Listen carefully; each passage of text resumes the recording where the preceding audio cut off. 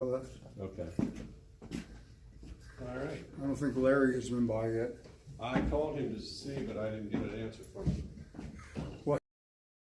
He was coming back.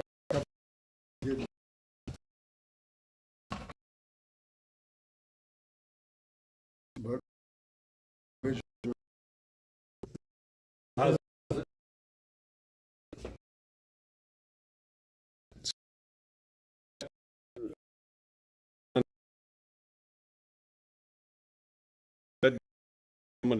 Right there. We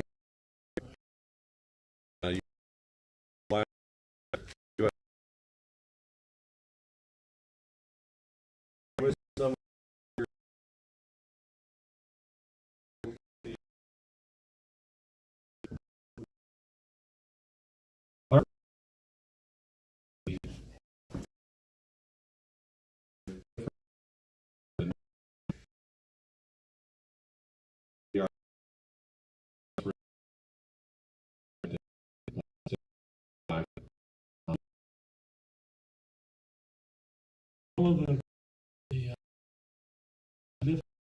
Lord, preserve our Constitution, preserve our rights, and bless the United States of America. In Christ Jesus' name, amen. Amen. I pledge allegiance to the flag of the United States of America And to the republic for which it stands, one nation, under God, indivisible, with liberty and justice for all. Tom, you want me to sit up there? Sure. I was just thinking. Thank you, I Ron. said that this week. Pledge allegiance 3 times this week.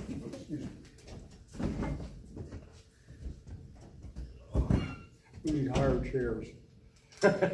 Recliners are We do, good. something where your knees don't have to bend to Or sit in. shorter legs would help. Yes. I mean, I take off my shoes, but I broke half of the Christmas balls on the tree, and there's a piece on the floor. I still take off. So taking your shoes off make the bulbs break? No, we were moving it, Oh, I'm joking.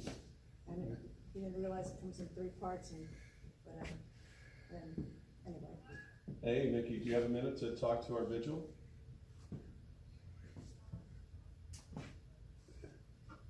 All right. Well, so we've got Mickey Withoff and the Eagles Nest gang on the way to the vigil. Mickey, welcome. Thank you for joining us, and just give us a little update if you would, please. Well, you know, DC being what it is, it's cold and rainy. We went to court today and sat in on Billy Cressman's sentencing. He's never before had any criminal history, and he was sentenced to 55 months in jail. He's been in jail about 3 years, about 35 months. And so I'm not sure exactly how the math plays out on that before he can go home, but Reed Christensen, everybody might know, he's the one that wrote the book, Save the Kid. He is a 65-year-old man that has had a couple of strokes. He was charged with assault, but he didn't hurt anybody, and the police even said there were no injuries as a result of his interaction with the police. He has also had no prior crime history. So I hope that he is able to eventually get back to his family. And him and his wife have already lost or sold the farm so that because she can't run it by herself. So I don't know how much more they want to take from American citizens for one small amount of their day in an event that happened 3 years ago. You know, and as everybody might know, that Matthew Graves has promised to arrest over 1,000 people. He's still got 1,000 people in his crosshairs. And living here in D.C., you just can't imagine the crime that goes on around you that goes, unanswered for. I mean, the 67% of the violent crimes go unprosecuted in the city as they continue to hunt down mega meatballs and patballs, and all those cases have to come through the D.C. jail. So maybe Nicole Reffitt could add a little bit to what else happened today. What happened today, Reffitt? Well, you know, there is some good news with the 1512C2 charge, Patriots. You know, a couple of the judges here in D.C. have released 2 separate Jan 6ers pending the Supreme Court decision on the obstruction charge. So, you know, the judges are paying attention to what the Supreme Court is going to say. And I think that looks promising that they released him from BOP. So, you know, there are little wins, but it's tough to see your Patriots put down every day. We really need to put pressure on our Congress members to get in and see what these judges are saying to our countrymen. We need to write them. We need to put pressure on them. At least get aides in there and see what's happening.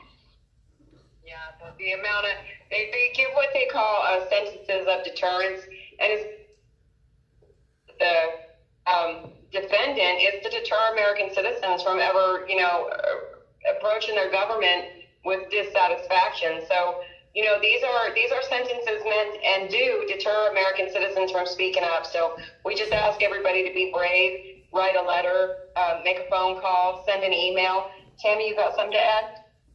Jared Owens got out yesterday, and Cash Kelly got out earlier this week, so there's 2 small wins. Yay! Way to Yeah, go. all right.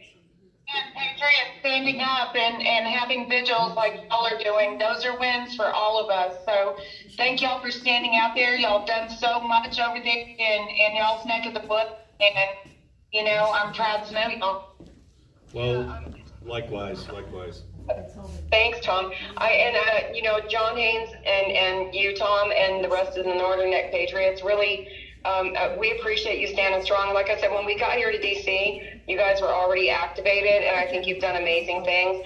And I also like the approach to give the new warden a chance. I think that it's amazing you still hold a vigil for the J6ers, and I know that a lot of the Northern Neck Patriots write letters and support them in other ways. So, we are absolutely proud to know you guys, and to also for lending us Tom on the 6th to come down here and speak at the Look Ahead America rally and march with us in the rain. So thank you, Tom. We look forward to seeing you again soon. Well, I wouldn't have missed it. I tell you what, that was an amazing couple of days being with you all. I was running on adrenaline, as I know you were as well. She want me to make some It copies? was a good day. It was an empowering day for sure. John wants, But it was good. It was still good. yeah, John wants to know if you'd like us to mail you some Sentinels. Absolutely, always. She's on the phone again. She owes me the check. Yeah, you're on the front again. You owe him a check, so.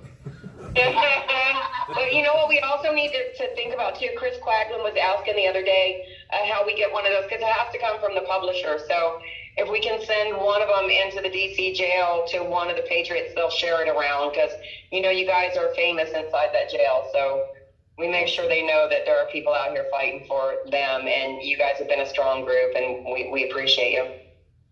Well, listen, thanks so much, and I'm really glad we got to connect. I'd like to do this on a regular basis if it works. Just hearing your voices and getting the news from the ground. You guys are there. You're in Congress. You're in the hearings. You're in the sentencings every single day. And I tell you what, that is such a valuable thing for America that you guys are doing that. And my hat's off to you. Love you guys, and have a great vigil tonight. Thank you. Back at you guys. Talk to you soon.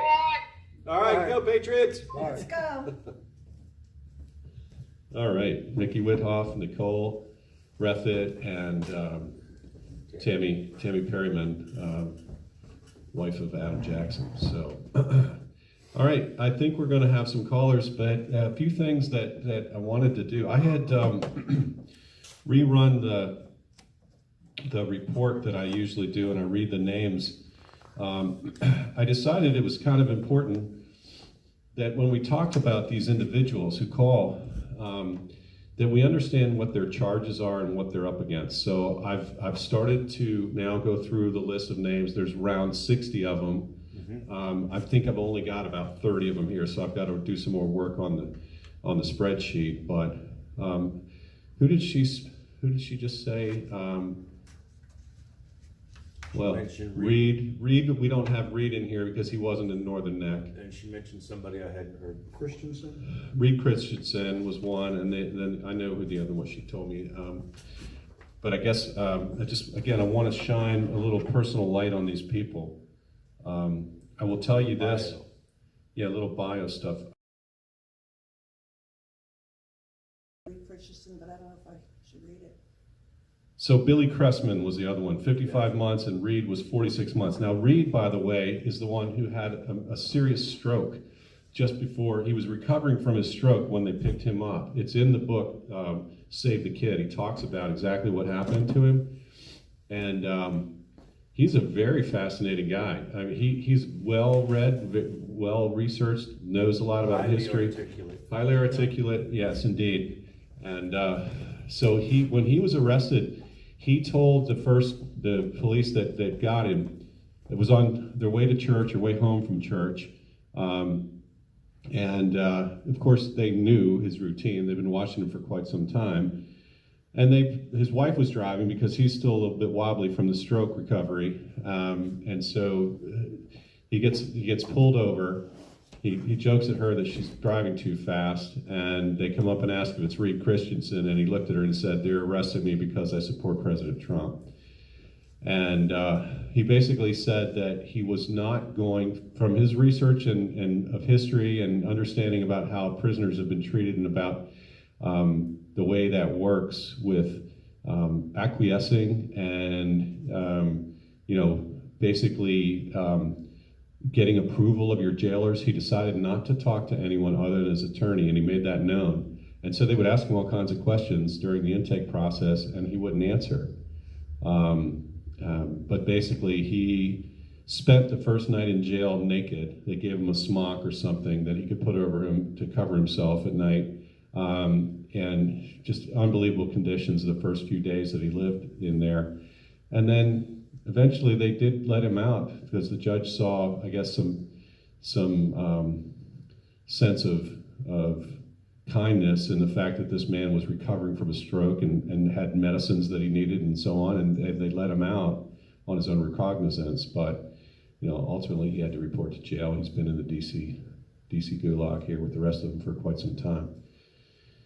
So I did get a call yesterday from Zach Alam. I don't know if I told you about it, but that was quite interesting. He's looking for money. He's looking for help. And so I asked him, now I know who he is, but I acted, kind of like I wasn't quite sure and just want to treat him just like any other J6er. And I said, well, do you need money for commissary? Can we help you with that? No, he didn't want money on commissary. He wants money on his tablet because he has information that he wants to get out to people, and he needs help to get this information out there. So we're going to ask our friends about this tonight when they call in, and I think that'll be maybe kind of interesting. Yeah. There is a couple other things I wanted to touch on. So anyway, I just mentioned Zach Alam. So here's Zach's bio. Surveillance shows Alam was inside the Capitol on January 6th. He smashed the glass window of the Speaker's lobby moments before Ashley Babbitt was shot. I think we all know that. He was there. He's the reason she was shot. And so his charges are assaulting, resisting, or impeding certain officers, assaulting, resisting, or impeding certain officers using a dangerous weapon, civil disorder, and aiding and abetting, destruction of government property exceeding $1,000, obstruction of an official proceeding, and aiding and abetting entering and remaining in a restricted building with a deadly or dangerous weapon, engaging in physical violence in a restricted building with a deadly or dangerous weapon, disorderly conduct in a Capitol building, act of physical violence in Capitol building, parading, demonstrating, or picketing in Capitol. So I don't think he had the 1512C charge. Now, I had heard very early on in this whole process that he has a tattoo on the inside of his arm that says $200,000 in 2022. I want to find out if that's true.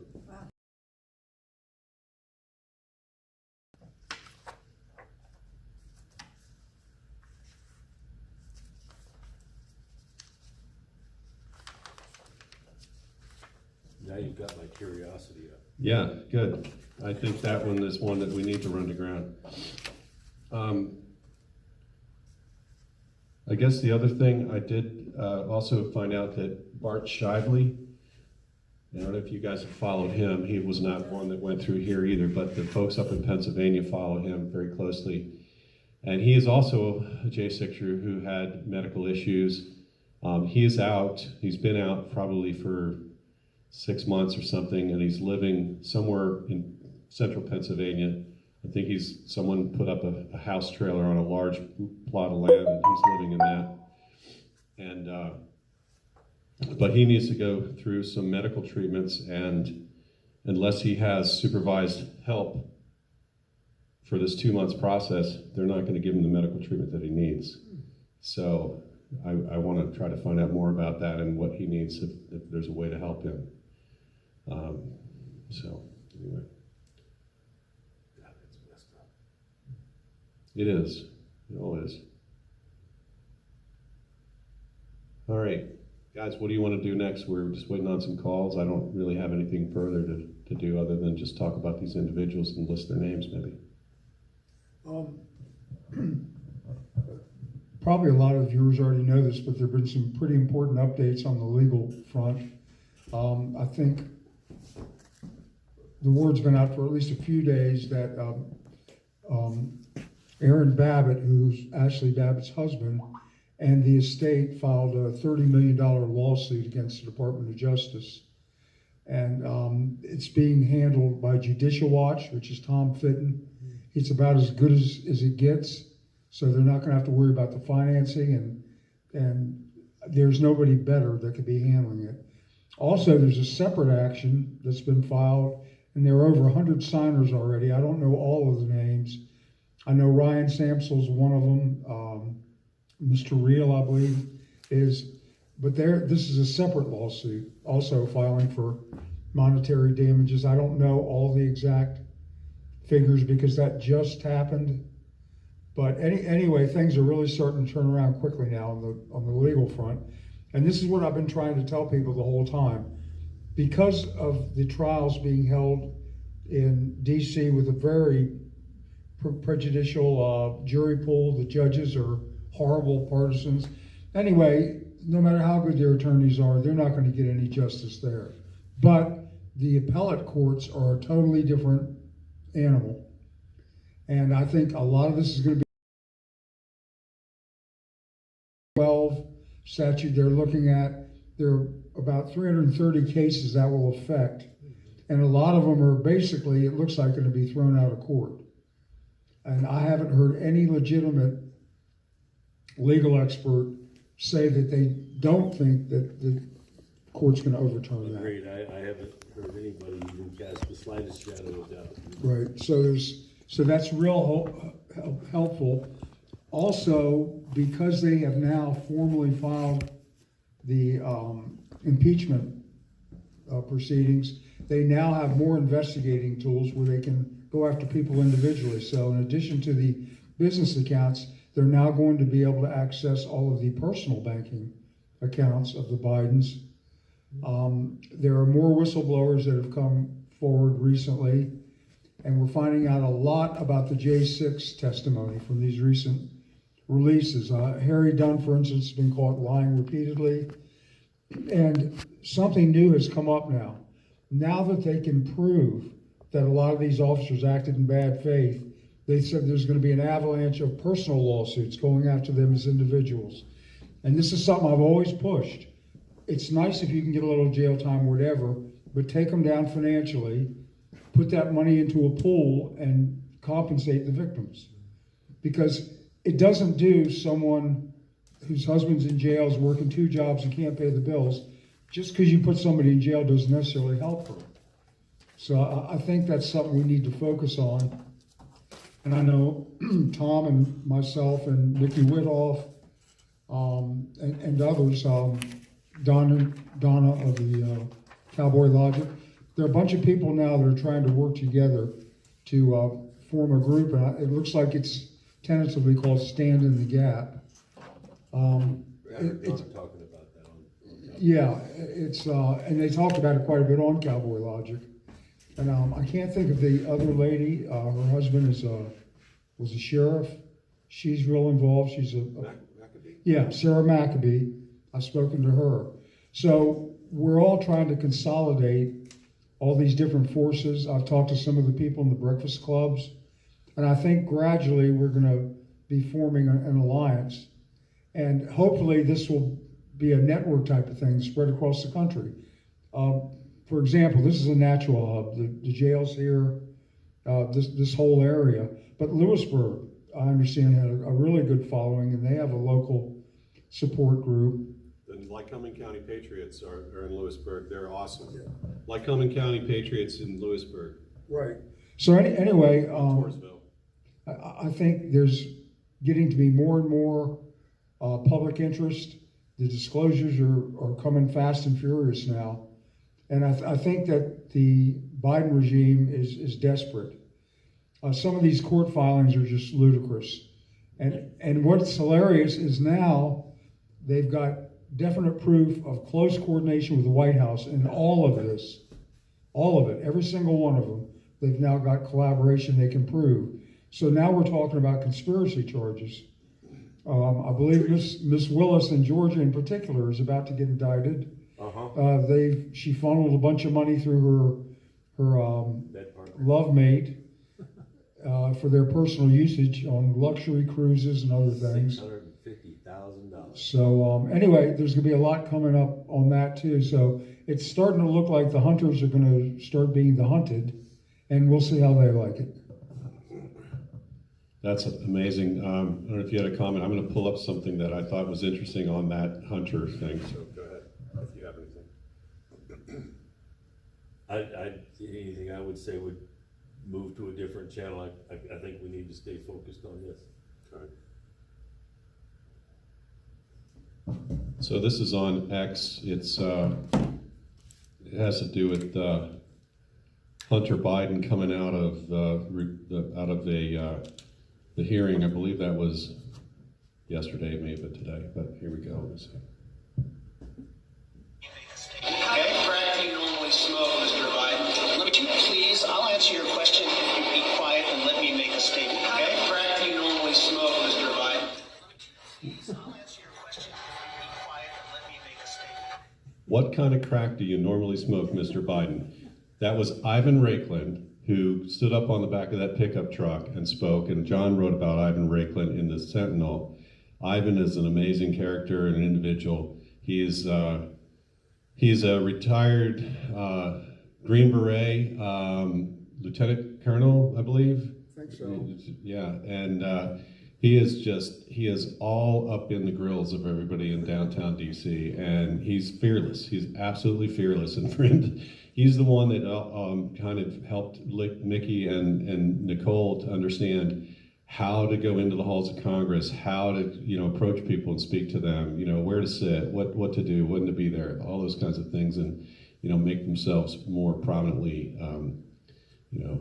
present there. So Ivan's a great one on our team. Impressive bio. Very impressive bio. Look at that in the Sentinel. You mentioned that this guy's fearless, and he still walks free. I think there's a lesson for the general public in that, is that it's okay to be fearless because it looks like you can do it and get away with it, at least to some degree. So let's all be a little bit more fearless, is kind of the point. You're here, Maurice. That was well said. I mean, we've got to break out of our shells. I've done it. We've all done it. We put ourselves out there.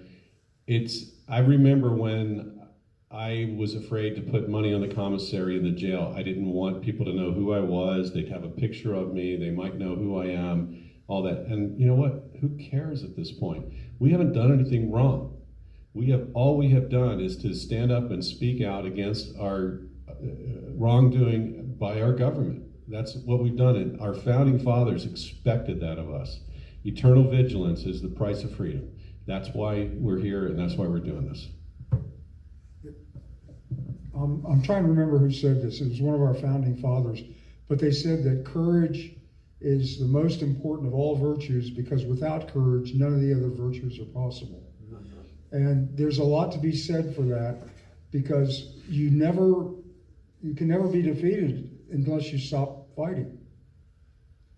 Even if things aren't going your way, as long as you stop fighting, that's what wins a lot of contests. Who's willing to go the hardest, the longest? And a lot of times it's just sheer willpower. And I think sometimes we as conservative Christians get confused by the fact that we think that those that we're battling are like us. They are not like us. Right. They do not deserve the same consideration that you would give to another decent human being, because they are not decent human beings. Most of them don't believe in God. The government is their God.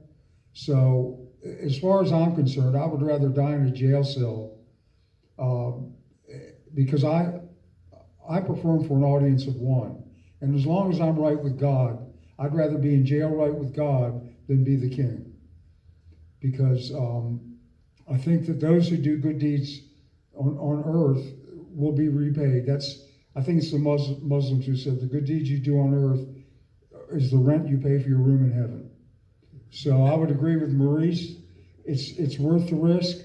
And you know what? Come lock me up. I'm on live stream. I'm an old man. I've already lived longer than I thought I would. And look at all the great publicity you'll get. My contact information's on page 2. But I would get a kind of a heavy duty vehicle to pick me up because I weigh about 260 pounds. So just to forewarn you. Also, try not to come on a weekend. I might be drinking. And I really get off the chain when I'm drinking.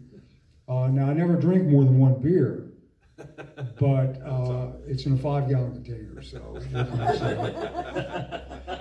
So anyway, now that I've explored the serious topics, I'll turn it back to Tom. You know, there's a lot to be said for that. I was talking to one of our state Republican coordinators Wednesday night, and she pointed out, she says, you know, we've got multiple subgroups in the Republican Party. We've got, you know, you come down here to the Northern Neck and you've got a lot of the religious-based Christian type Republicans. But you go up north a little bit and they're more economic-based Republicans. And I'd like to say that, you know, there's room for all of us in this boat. But I do see some folks bickering back and forth over trivial points. And the point I was making to someone the other day is that I don't really care what my neighbor gets turned on by. I don't care, as long as he's pointed in the same direction as me. The thoughts and beliefs that get him pointed in that direction don't have to be the same as mine, as long as we're all pointed in the same direction. And true north is different for everybody if you ask them what it is, but true north is where we all need to be going.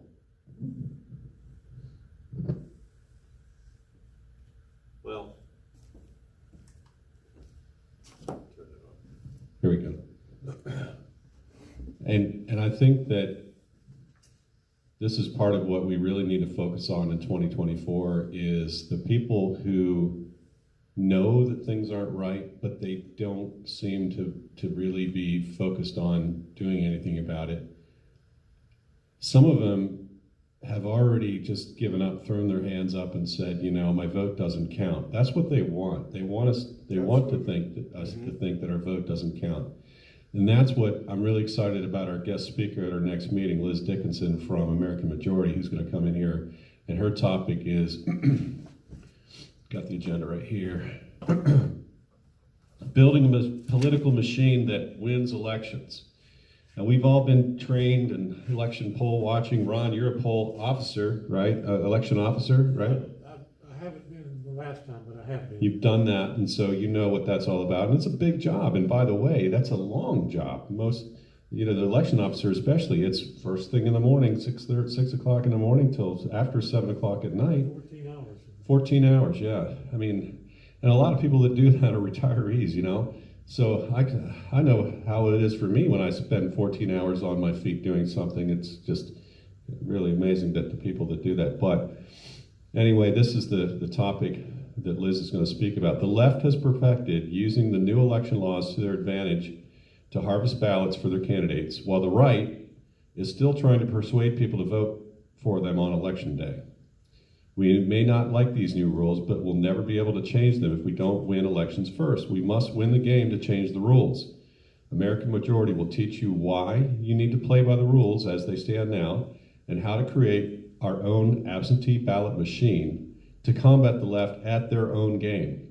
Join us to find out what we need to do to win in 2024 and beyond. So that, everybody, is February 6th at our next Northern Neck Patriots meeting here at the VFW at 6:30 p.m. You know, Liz is amazing. You know, she's been here with us a couple of times. And she calls it like it is. You know, the first time around she was saying the reason that we're not winning is because we're not participating. And her point was that, you know, we're too kind, we're too polite, we're too ethical, while our opponents give no consideration to any of those 3 points.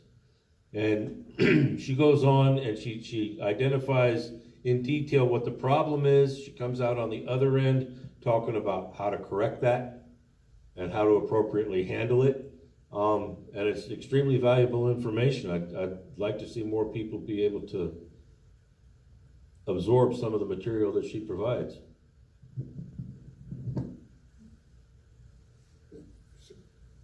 I'll turn it on. Which works better when it's turned on, right? Yeah, I always turn it off when I'm done. No, I was just gonna ask Tom, I don't mean to put him on the spot, but this thing with Liz Dickinson, she does do an excellent job. And I'm sure a lot of you people know that her organization is, I guess, headed up by Ned Ryan, who's a very well-known individual too. But not saying we have to personally do it, but it might be nice to live cast that for people who can't be here. And of course, I'm always eager to come up with jobs that other people have to do. But anyway, I think it might be something we could at least think of. And there are some other people, Jennifer Regal and a few like that, who do live casts themselves. Because I know our officers are kind of busy doing other things during the meeting. Anyway, just something to think about. Sometimes when we get these really good speakers, and we've had some really good ones. John Hooper. Yeah, about a lot of them. Mickey Whithoff. Yeah, so John Hooper, I tried to do some filming for him, but he was all over the room. He wouldn't, you know, he was back and forth. You'd have to have the camera all the way to the back. Yeah, then you would. But I'll talk to Liz about that, John. That's a great idea.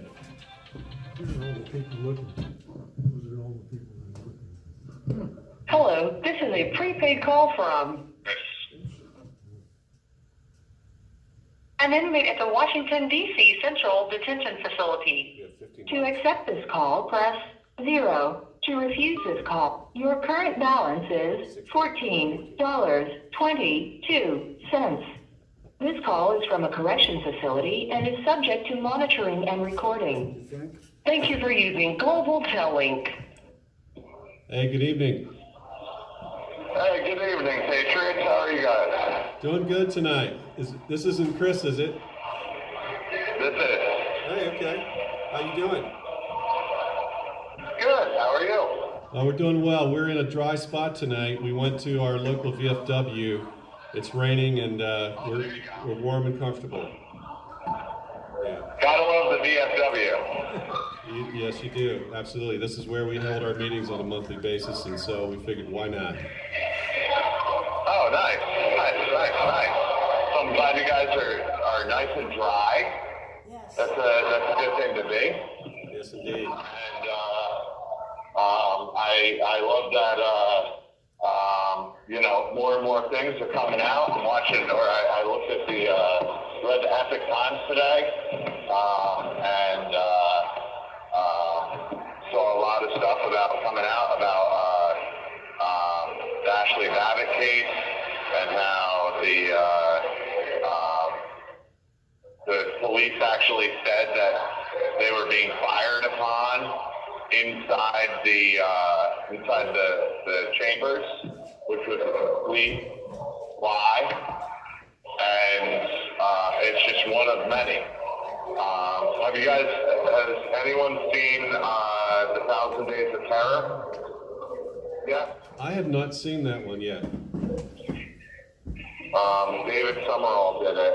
Supposedly it's pretty good. Okay. So check it out, and you know, there's a lot of stuff coming out. You know, it still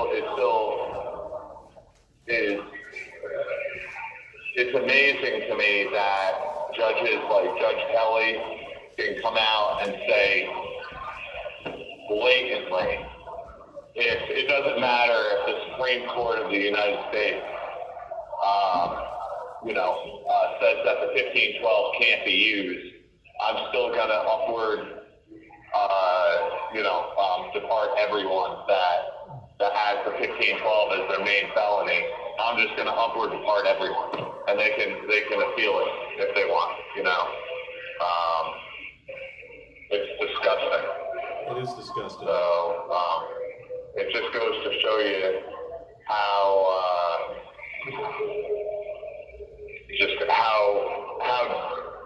how disgusting this not to use the same adjective twice, but absolutely how disgusting that this DC court is, and how one-sided it is, and how unfair we're being treated, and how this never should have been in the DC courts. It should have, honestly, they should have just said, listen, just go either at your hometown or home state, or we're gonna. I don't know how you do it, but we certainly can't get any fair trials here. This town is absolutely corrupted, and there's no other word to describe it but corrupted. And it's disgusting on how bad it's gotten, and you don't really realize until you see how. And don't get me wrong, in the DC jail now, we're being treated okay. I mean, you know what I mean. But at the same time, we aren't, because they aren't letting us work on our cases. They aren't letting us. We don't have the same the rights that we should have. I've been asking for certain things like the marshal's handbook.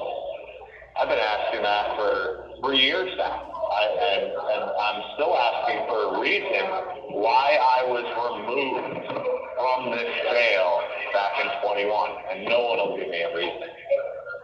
So basically, why was my court case postponed for 3 years when I wanted to go directly to trial immediately? And, more and more things are coming out that say that we were held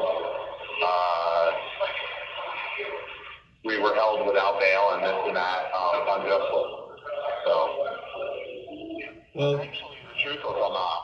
yeah, it will, Chris, and I think that what you're on to is that they arrested so many people and kind of built the charges around them afterwards, and that's unprecedented in this country. Of course it is, and I'm a perfect example. They detained me. They said that I was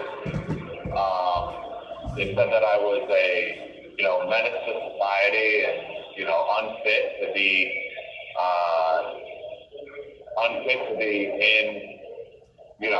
in public, which is absolutely insane. And now I'm looking at other people in this pod right now that were picked up and they were let go. Oh yeah, you can go home, no problem. Just recently, and I feel great for him. He has a 1-year-old sitting at home. He was detained for about 2 months. He has 111Bs. He has 111As. He has, all of the same charges, but he was allowed to go home. He was detained. His lawyer said, "Hold on, let's talk about A, B, C, and D." And then he was allowed to go home. He got released yesterday, and that's how it should have been. I mean, none of us are hardened criminals. You know what I mean? It's just disgusting. And again, my charges went from 3 to 14. Every time I was superseded, I was asked, "Hey, are you sure you don't want to cooperate? If you cooperate, we'll give you bail immediately. We'll work to deal with these charges. These charges aren't set in stone." Originally when I was detained, they said, "You haven't been charged with anything yet. We will let you go home. We might not even charge you if you cooperate fully." No. First thing, I don't trust you. Second thing, prove my guilt in court. You know?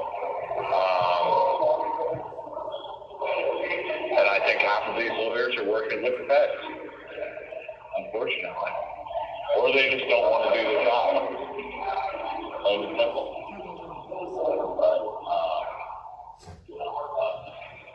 It is what it is. Hopefully we got one more year of this absolute insanity. And hopefully people start opening up their eyes. Because if it can happen to us, it can happen to you. It doesn't matter, you know, all the rope in the world, and they're gonna hang you with it. They're not gonna hang themselves. They're only gonna hang themselves if there's people that stand up to them. The problem is the people who are willing to stand up to them are far and few between. So. But on the good side of that, though, there are whistleblowers that have come forth, as you know, from the FBI, and I hope that they continue. Because I got to say, you know, there's probably a lot of people in the same situation as in the medical community. They go along with it because they've got to keep their job, so on, but their conscience has got to be killing them. You know, and so I'm hopeful that more and more people will, you know, kind of grow a backbone and stand up for what they know is right, and we need them to do that. That's it. It's now coming out that there were over 200 FBI agents in the crowd, and they were also all in Trump gear, and they were in the building prior to any breach. So that's coming out. There's going to be a lot more coming out. I think it's going to happen in the next 6 months here. But I also did the Northern Neck Sentinel get released yet, or are we still waiting on it? It came out yesterday. The digital copies were out Monday, and there's some in the mail to you. Oh, perfect. That's awesome. Thank you so much. Yeah, I would love to. I know everyone in here would love to read it, not just this week or this month, but next month, and so on and so forth. So if we could get one person to, or just put it in someone's name, and then it just gets sent to the pod, we can all share it. So we do that with the Epic Times right now, and right. With all of our books and everything else. So. Okay, John wants to give you a recap of what he wrote about. Yeah, Chris, this is John Haynes. How are you? How's it going, sir? Thank you so much for your help. Good. As a matter of fact, I just got to the meeting right after I finished the last of my paper deliveries. I've sent, and what I did was I printed the letter that you guys collaborated on, and I made an editor's note that it was composed as a group effort. We printed the whole thing in its entirety, and I have sent copies to several journalists, including Don Newen. I also sent digital copies to your father and to your attorney, and I know that some of the people that I've sent them to have sub-distributed them. So anyway, that's basically what happened with the article that. And I attributed it to the prisoners at the DC jail, AKA the Gulag. Perfect. Thank you so much. I really, really appreciate that. And thank you so much for everything that you've done for us and as a group and individually as well. It's because of people like you that actually want to get to the truth and just don't follow the propaganda. So thank you very much.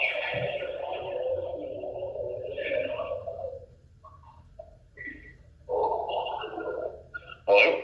Hey, we're still here. Just taking a pause. Yep. Okay. Yeah.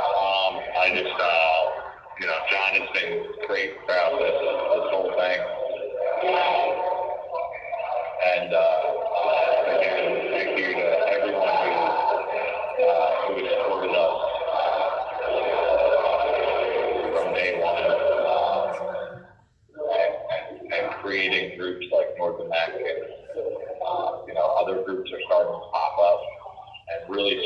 where we couldn't have done it without you. And hopefully the truth about Northern Neck will come out.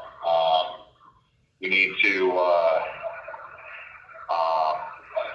I think, John, Northern Neck, on February 20th, I think I'm getting sentenced. If someone could check that out for me. I think I'm getting sentenced on February 20th. If we could, I don't know what's going on, but talk to my attorney, figure out if we need people there, because I would love to bombard the judge, because the judge knew. I told him on April 22nd of 22 exactly what was happening at Northern Neck. He could have stopped it, and he didn't. And then he threw out my habeas without even having me testify, which is absolutely it's just Inappropriate. It's unheard of. You know, he could have just let me testify for. You have 1 minute remaining. They would have winded up being, you know, a 30 or 40-minute testimony, but it certainly wouldn't have gotten thrown out, because what I went through, what other people went through, what people continue to go through, as far as I'm concerned, is just disgusting up there. It's un-American, and again, this whole situation is un-American, but it is what it is. Right now, we have to, you know, sometimes you got to fight tyranny, and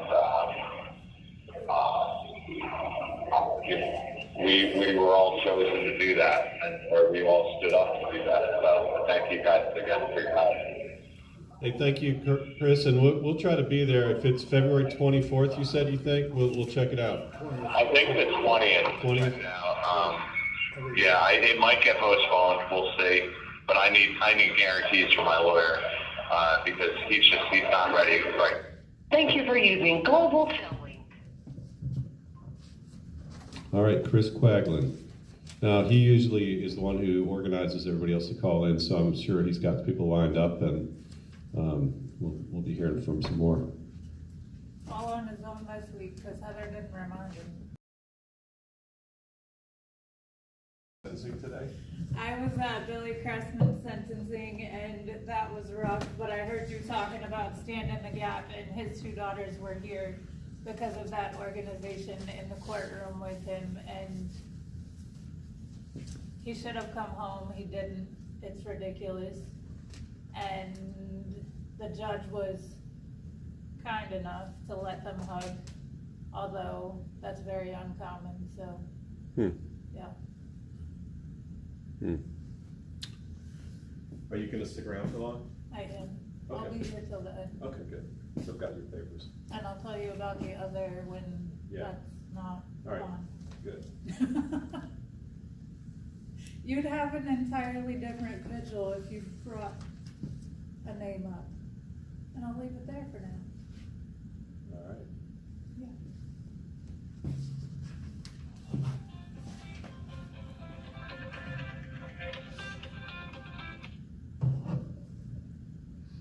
Hello, this is a prepaid debit call from Gregory Yetman.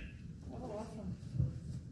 an inmate at the Washington, D.C. Central Detention Facility.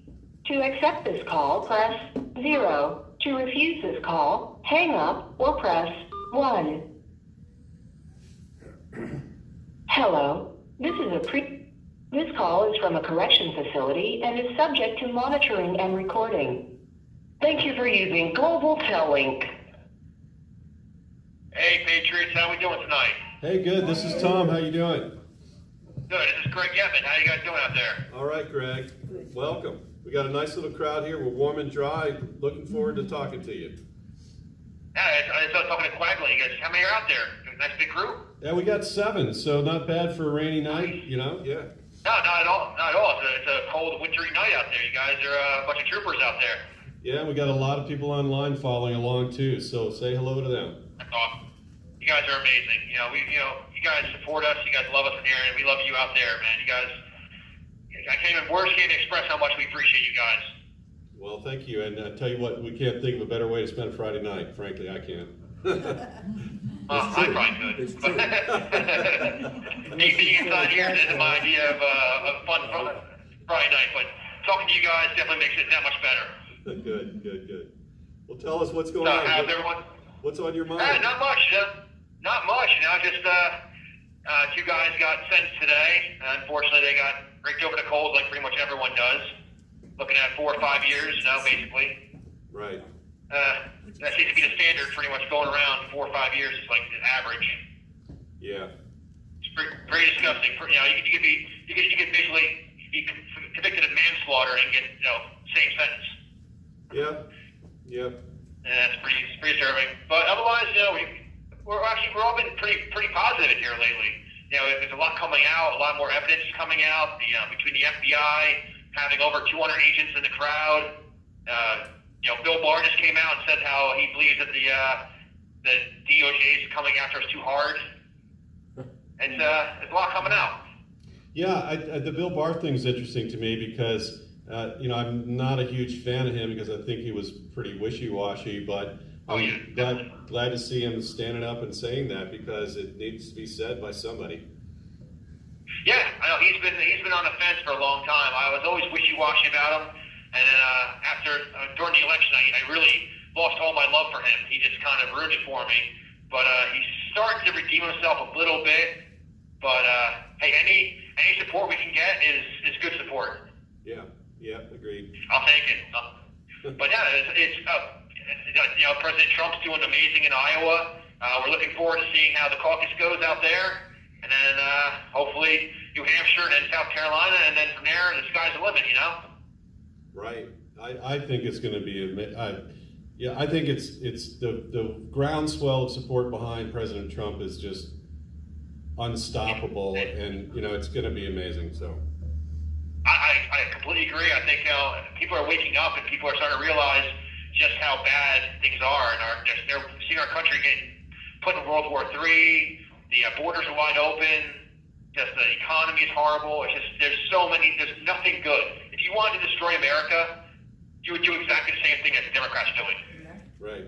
Yeah, and I think people have to get over the ones that have this hang up about Trump, that he's not sophisticated enough, or that they don't like the way he speaks or whatever. They need to get over it and look at his actions and look at his record, because it speaks for itself. Now, being from Jersey, I'm almost like the offspring of New York, so we know that brash, straight to the point, asshole-ish way that we have about us. We don't pull punches, and you gotta realize, he's a real estate tycoon in one of the hardest places to be a real estate tycoon in New York City. And so he's brash, and that's how, unfortunately, that was one of his downfalls when it came to being a little bit more presidential, as everyone said. But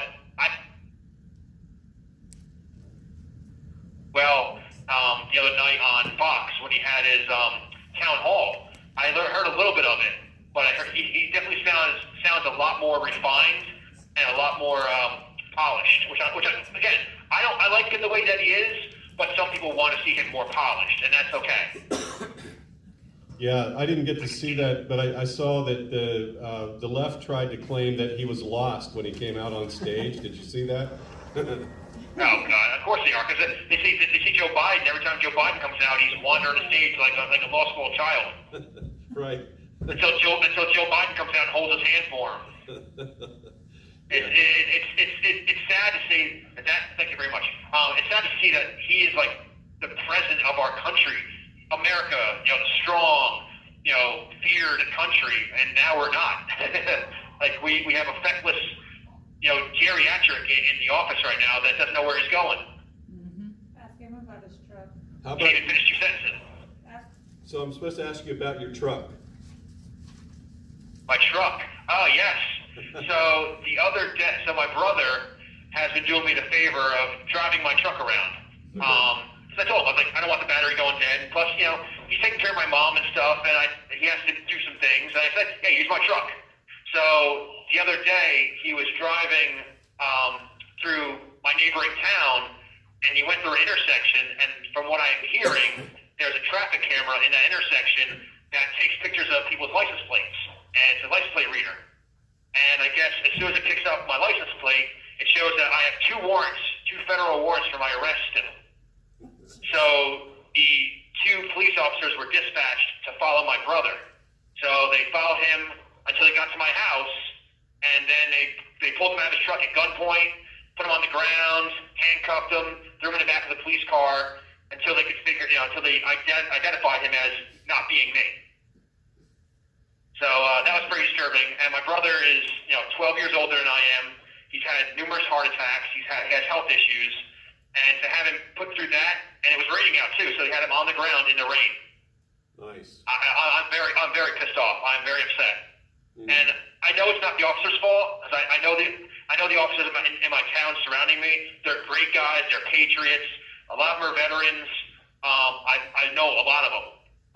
But unfortunately, they have a job to do. But it just shows you that how screwed up our system is, where the feds have had me for 2 months, and yet they're still pulling over my brother in my truck. Yeah, and this thing about it, I'm just doing my job though, I'm starting to get tired of that. I think that it's time for people to grow a spine and a backbone and stand up for what is right and question the authorities and orders that they're given. They need to start doing Well, it's like the Nuremberg trials, when they were asking the Nazis, why did you do what you did? And they're, it's just following orders, just doing my job. And that issue, those guys got prosecuted and judged regardless of what their orders were. You know what right is, you know what wrong is. And when you don't do the right thing, you should be held accountable for that. Right. I'm not looking for these guys to be punished, but I'm looking for some guys to throw a set and stand up and say, you know what? I'm not going to follow those orders. That's an unlawful order. Right. Unconstitutional order. And unfortunately, I know, as if you know anything about me, I served 14 years in the military police. I've always supported law enforcement. My college degrees are both in public safety administration and criminal justice. So I've dedicated my entire life to Back in the Blue, supporting the military, being a part of the military, and believing in our justice system in our country. Unfortunately, being on the inside of it now, I'm disgusted by it. Seeing how disgusting and broken this system is, they've lost all my support and all my love. I'm not surprised to hear you say that. I mean, and I think that it's been an awakening for everybody that's been exposed to this about how our criminal justice system works. And it doesn't matter almost what you've done. Once you get caught up in the system, you're in for a hard ride, no matter what. Yeah, again, I've been talking to guys here when I was in the holding area on the other side of the jail. I wasn't even in J6 pod yet, and I'm talking to other guys. They've been in the system for 2-3 times before, and these guys have gun charges, drug charges, manslaughter, and they're getting off with like a year, 2 years sentence and a lot of probation, and then they come right back in and keep doing it. These guys are like 18, 19, 20 years old, and they're 3-time criminals, and yet they're getting off with less sentences than we are. And most of us in here have no criminal record. We've actually done the complete opposite with our lives. We've done nothing but good things with our lives. Most of us are first responders, veterans, patriots, and we've always respected the rule of law. But now we're being just raked over the coals, and it's an eye opener. Mm-hmm. Yeah. It actually breaks my heart. It breaks my heart because I know so many people in law enforcement. So many of my soldiers that I deployed with, that I've served with over the years, are now in corrections, are now in local and federal and state law enforcement. And I hear the same thing from them. Oh, I got a pension to worry about. I got a family to worry about. I got to do my job. And it's like, I get that. And that's the problem, is that the federal government, if you go against them, they will destroy your life. They will bend over backwards to make an example out of you, as you guys are seeing us right now. Right, and the FBI whistleblowers and so on. Those guys, I tell you what. Oh my God. Yeah, they're amazing. When I was watching the congressional hearings about it, it was like Special Agent a friend, I think his name was, and there's a couple other ones in there, and they were saying how much the FBI weaponized their security clearances against them, and how they stopped them from having jobs and getting paid, and their families had nowhere to live.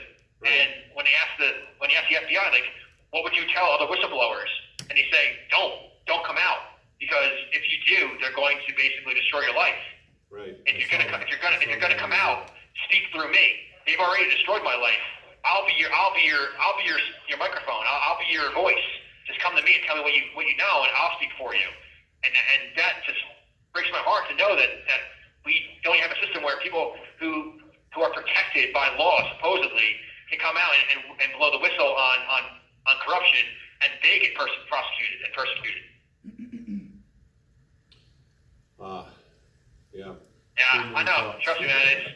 It's like you try to see the positive in all this, and it's just so much ugliness out there. But you're right. It's overwhelming, but it will come to light, and every piece of it. It's like, I don't know what the analogy is, but it's like grains of sand. They're adding up, and they are going to make a difference.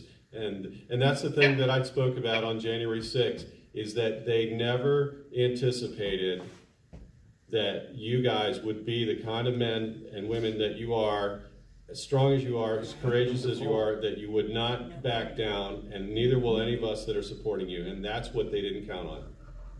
Oh yeah, that's why they're going after us so hard right now. You see that they're every other day they're arresting another J6er for something.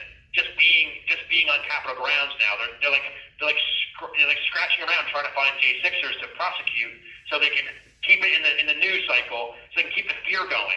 They can keep people saying, if you dare step up against the federal government, we're going to squash you like we squashed J6ers. Right. And it's working. A lot of ways it's working, but a lot of ways it's not working. Yeah, I think you're right. I mean, when we marched around the Capitol,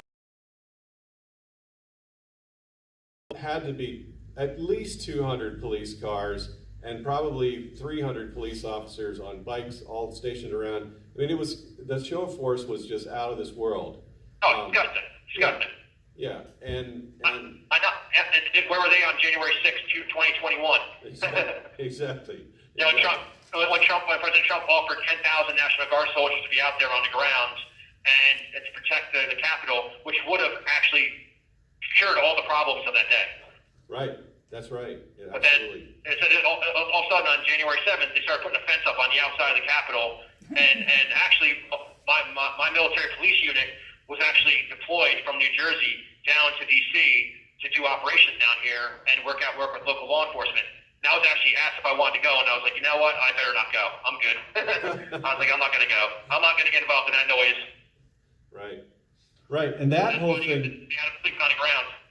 Yeah, and that whole thing was really to make it was a message. It was a false flag of its own, to show like, oh my God, look what happened. 1 minute remaining. All it did was just piss off everybody in D.C. and inconvenience them so that they would hate you and the rest of people on J6 even more. I know. Yeah. It's sad. It really is sad. But you know what? I think we're on the back end of this. I think from here, we're only going up. It's only going to get more. It's only going to get better for us and better for our country. So everyone needs to stay positive and stick together, and we'll get through this. I agree. That's absolutely the right attitude. Yeah. Definitely, man. I'm glad I got to speak a little bit, man. They're going to disconnect us, but just want to say thanks a lot for supporting us, guys. We love you, and this is not over yet. Yeah, absolutely, Greg. Thanks so much for calling. We'd love to hear your voice, and God bless you. God bless you guys too, man. Talk to you guys soon. All right, good night. All right, bye. Good night. Thank you for you. I would give the police a pass with his truck, except he's the one that was on the run for 2 days, so he made national news, so how do you not know who he is? How would you, not know that he's That doesn't in jail. compute in my head. Oh, good. But what do I know? I know. And it's hard to read online. Oh, yeah. It's very hard. On a phone, and you have to read on the computer. Yeah.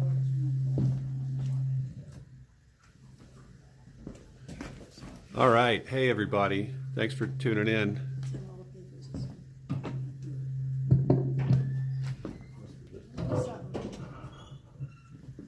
Too close to the microphone. So hopefully our live stream is better tonight. Trying to improve that. We may even try to get better internet service here to do this. How can we get a copy, Morgan? Is that the Northern Neck Sentinel? Website address for Northern Neck Sentinel, John, is nnsentinel.com? www.nnsentinel.com. Okay, www.nnsentinel.com. You can see the current edition and all past editions, so please look it up. And if you become a member of the Northern Neck Patriots, you'll automatically get a digital copy. That's right. You can join us. You don't have to be here locally, but yeah, Northern Neck Patriots. And in the back of the Sentinel, there's a list of locations where you pick up a paper from a store or Right. whoever is Right. holding them. There's a Yep. list, whole page. All right, Morgan got it. Yep, good deal. All right, Ava, Denise, hello. Jericho's there. Glory B's there. Glory B, you said it's raining. Yeah, it is raining. Jay, hello. Debbie, Jane, what a nice crowd here tonight. Awesome, third of its kind. That's an interesting one.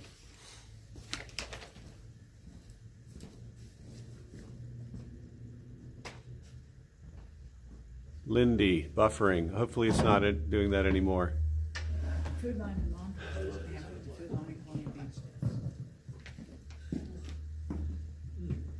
I hadn't heard about this real thing. They're calling President Trump, because he's having so many precedents. Yeah. State Become a president, you vote again three times in a row. They call him President Trump. He should have been president. Cut back in the rural areas 3 times voted in. because they're not into the rural people. Well, so Greg is Yetman, right? Y-E-T. Yeah, I get- immunity thing, Yes, No, Yetman. we want him to lose that. Why? Okay. yeah. Because the case in question, he can win on the merits. Yeah, But if he loses his She's right. immunity He's the one that argument, was fugitive for a 'Cause it's couple of a days show. hiding out in the woods. so does in New everybody Jersey. else, Obama, Biden, and everybody. They won't have immunity. Yeah, I He's found that stripping amusing. them They of had a their full-scale manhunt over. That's how that works. Pretty cool. Yeah, he's doing that on purpose, so Thanks. that bring it all out. But anyway, basically what was a misdemeanor charge, they had a full-scale manhunt for Yetman. Uh-huh. If somebody around here is charged with trespassing and they go missing, do you think they have a statewide manhunt? Right. No, of course not. Right. No. No, they need fodder for the media. Right. Isn't it in Reed's book where he talks about a police officer says something about we've never arrested somebody for a misdemeanor or not? We've never I think there's something in there something like that. not arrested, but I'll hold that book. yeah, I don't remember what it was, but it was His mail is summons.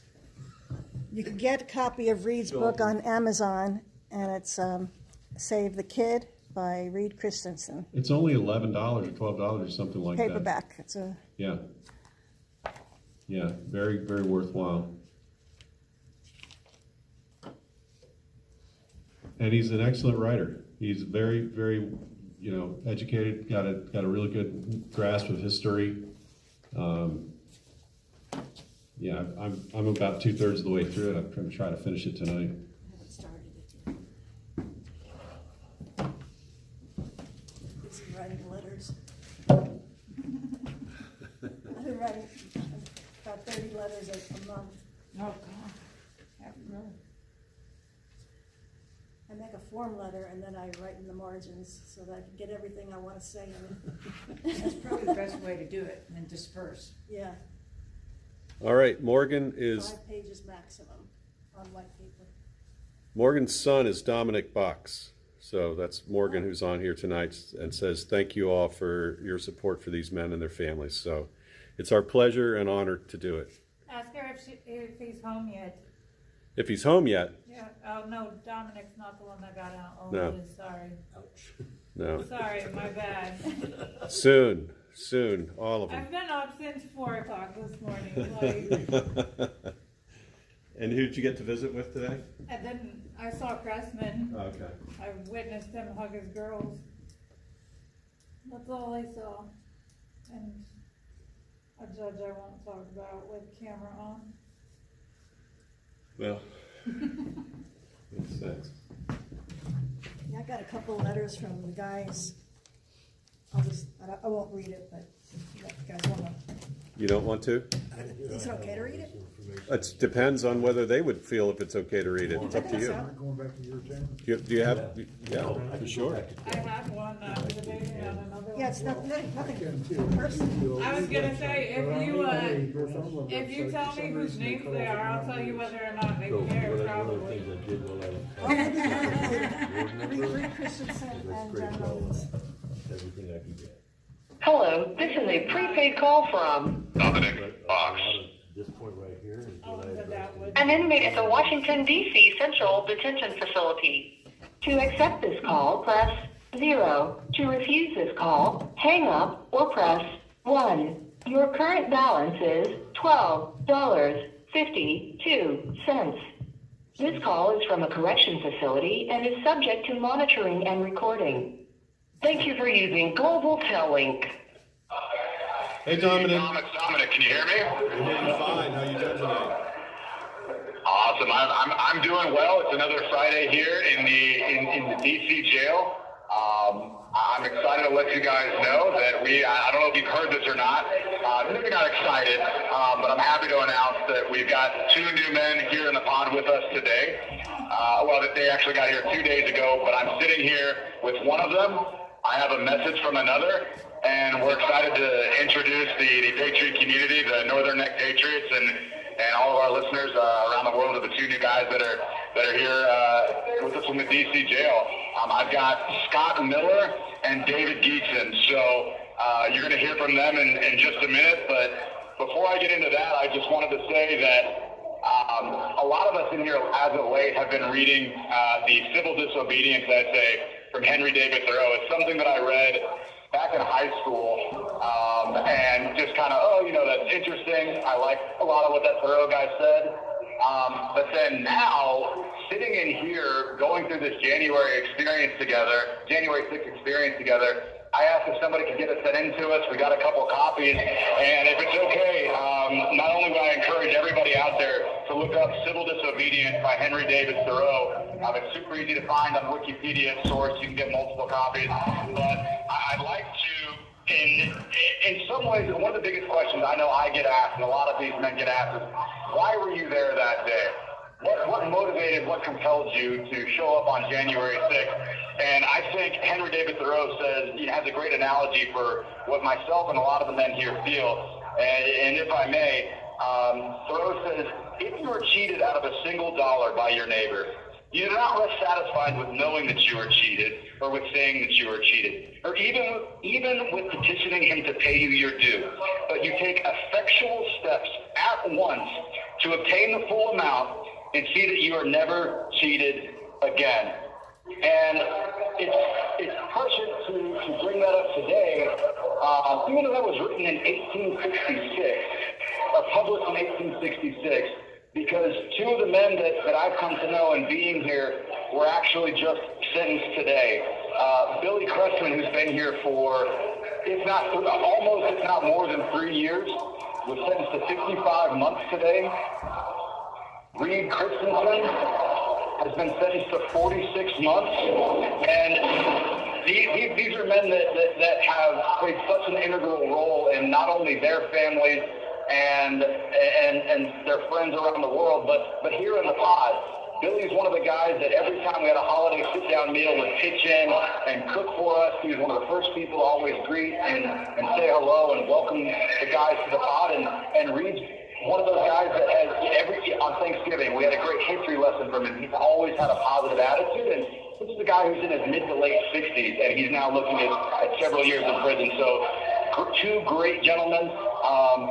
We pray for him a lot. We know you guys are out there as well. And I have one more quote from Thoreau before we introduce you to the 2 other guys. And Thoreau said, one second, guys. He said, when speaking about government and governments that are undergoing transitions or issues, he said, why does the government not encourage its citizens to be on the alert, to point out its faults, and do better than it would have them? Why does it always crucify Christ and excommunicate Copernicus and Luther and pronounce Washington and Franklin rebels? So no matter what you think about these men and these women and these families that are going through January 6th, I think it's important to remember that at the end of the day, these are people, these are men, these are fathers, these are grandfathers, and these are gentlemen who, in every experience I've had with them, have shown nothing other than outstanding character. And it's on that note that I'd like to read a brief letter from one of the new guys, David Geetson. He's not feeling up to talking tonight, but he did want to get a message out to the Northern Neck Patriots. He's heard about what the guys went through there and wanted to say hello. He'll be on hopefully next week or the week after. Okay. So once again, that's David Geetson. He's from North Carolina, and he said, hello. This is a written message from David Geetson. I'm not able to give an interview at the time one would occur today. So in lieu, I will relay this short message. Every bit of love and support from those on the outside is very much appreciated by those on the inside. It indeed means a great deal to all of us. Whatever happens, I have full certainty that truth will prevail no matter what, and what is good and loving will be the defining characteristics of our future to come. Thank you, David. That's awesome. Thank you so much. Very, very well-written words. Absolutely. And guys, like I said, I've also got here with me Scott Miller. So I don't need to tell you anything about him. He can do that himself. And Scott, I'll turn it over to you. These are the Northern Neck Patriots. Hey, fellow Patriots. Can you hear me? Hey, Scott, we hear you. Excellent. Well, as you know, I'm Scott Miller. I'm from Maryland. I just got here recently. Really enjoy weightlifting, bodybuilding, motorcycles, anything outdoors. Of course, age 6, I was an EMT, government firefighter, dabbled in construction. I also enjoy classic literature, film. Currently reading a book by Stephen Hawking and another book by Tom Jones. Enjoying kind of getting used to my new surroundings. Extremely grateful to be amongst these guys here. They're all very well-encouraging. We work out together, we pray together. Last night I attended a Bible study with Nick Kroll, Reed Christensen, and other guys.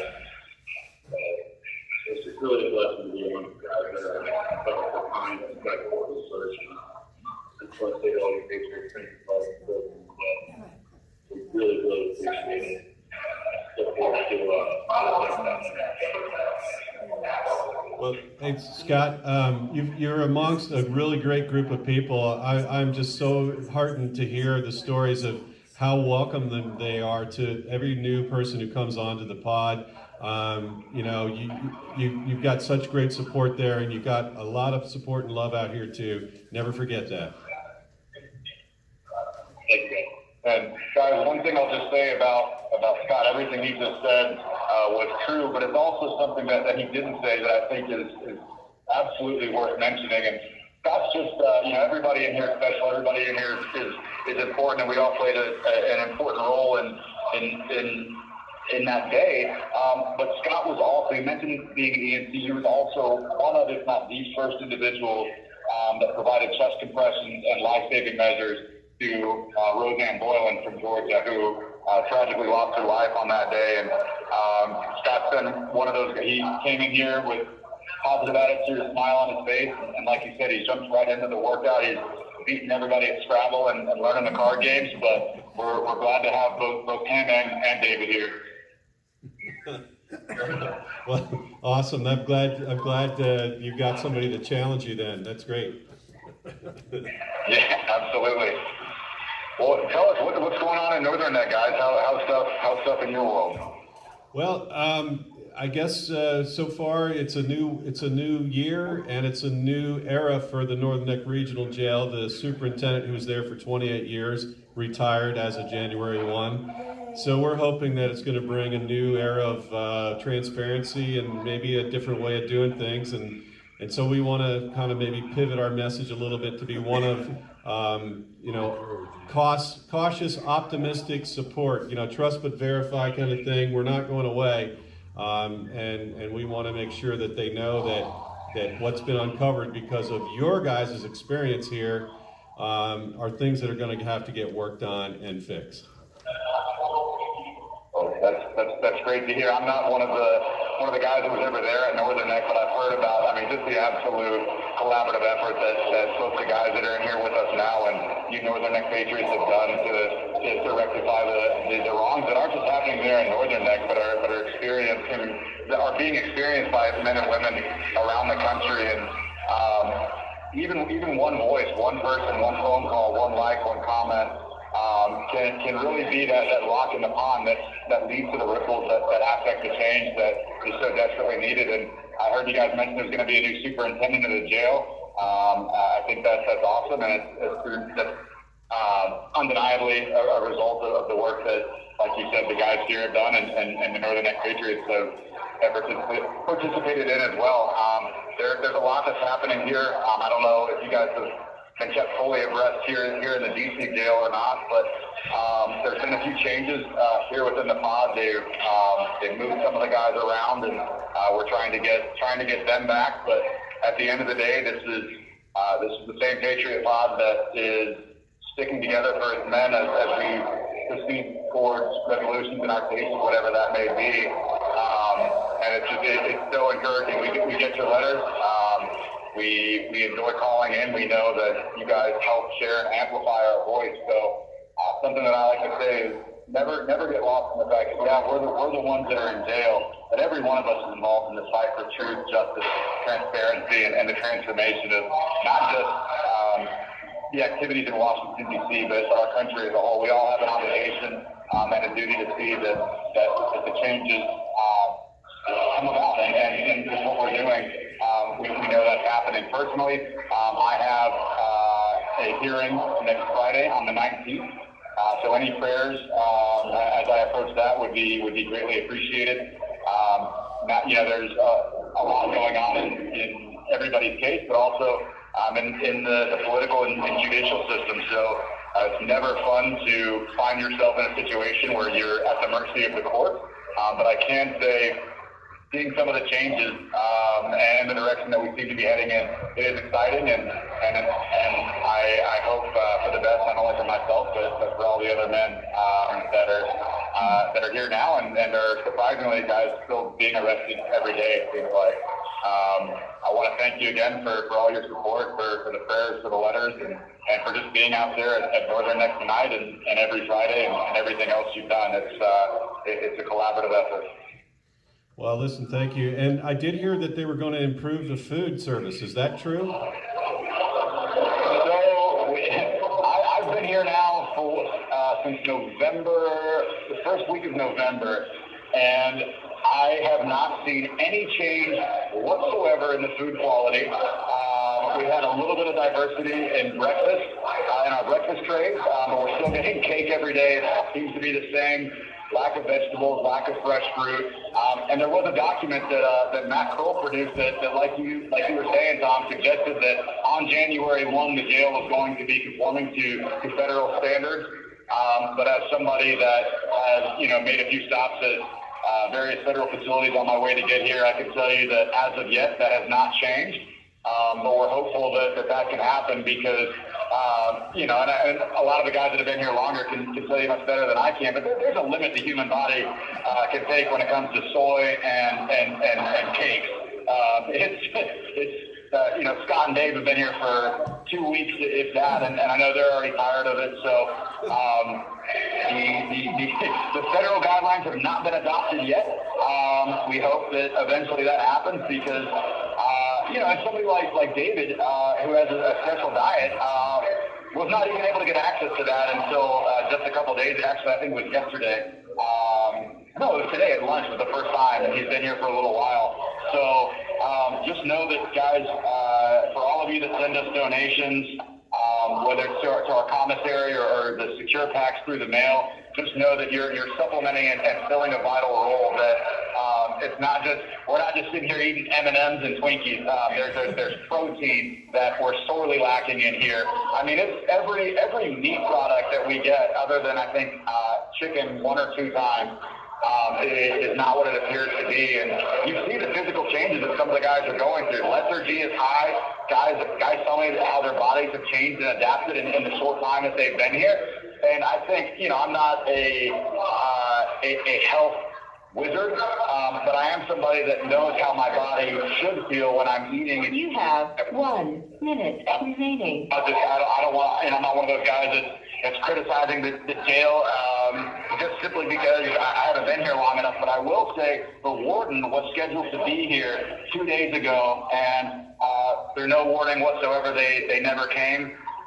So we'd love the opportunity to speak with the warden, but I can tell you that the requests and the grievances continue to be filed, because when we stand together and work for something, we know we can always achieve it. Guys, we're about to get cut off, but neither Dave nor Scott have their Gibson Go set up yet, but they're working on that. So any prayers and encouragement along the way to the Miller family or Deason family are greatly appreciated. And Scott, any final words for the Northern Neck Patriots? Just keep up the fight for us, guys, and we'll keep our spirits up in here. You got it.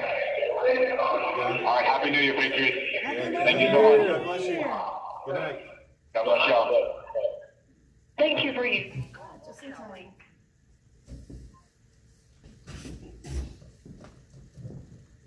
What were those names? David Geeson? David Scott Geeson Miller.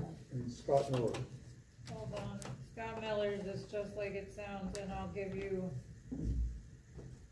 the other guys, cause it's a funky. G-E-I-T-Z-E-N. G-I-E-T-Z-E-N, yeah. They're really training camps for indoctrinators. I'm assuming German. And these guys, I mean, they're not wasting their time. He's reading Henry David Thoreau and drawing connections to that. That's awesome.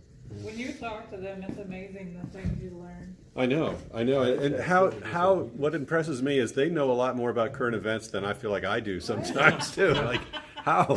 Because they sit there I've every got day. Their tablet all day long. I've Exactly. got that they don't have internet. They do not have access to the internet. Well, in then how that are jail. they getting access somehow? Wow. Yeah. So they'll get a message from somebody that's telling them something, and then they'll ask someone else to confirm it for them that they trust, and then they'll send it to the people Oh, that's that they funny. talk to. I've gotten messages and they've been like, you need to look into this. I'm like, what are you doing? Like, how do you know? And I don't know this. How like, oh my gosh.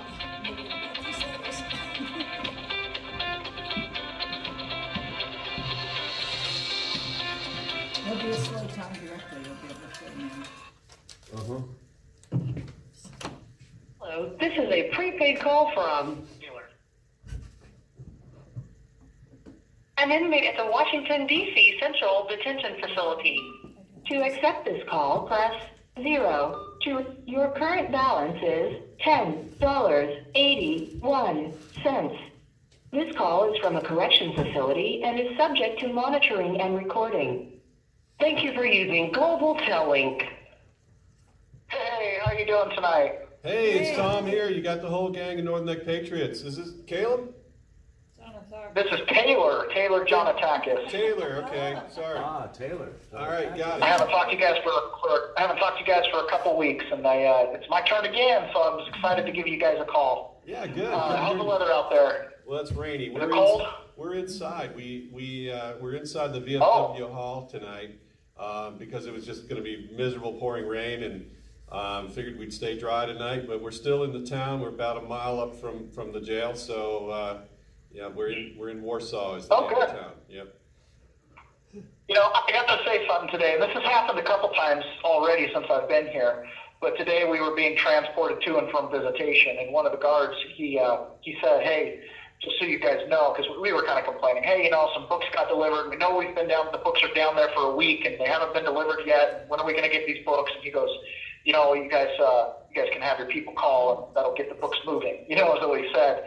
And one of the things he said, which, you know, is always interesting, like, call to action from the outside. It seems to be the only thing, because apparently the people inside these jails don't actually listen to the prisoners, right? But one of the things that he did say, and he said it very candidly, he said, you guys being here, referring to the January 6th defendants that are here in this pod and have also been up there at Northern Neck. He goes, you guys being here has made it a lot better for the black inmates that are here. And obviously right now at this moment, the January 6th pod, we're a homogenous group. We're all white, right? And it's no fault of our own. It just happens to be that way, right? We're not necessarily segregated based on race here, but it just happens to be the case. And but he said, you know, there's these black inmates, and he says, they've been here for 30 years, and ain't nothing get done around here.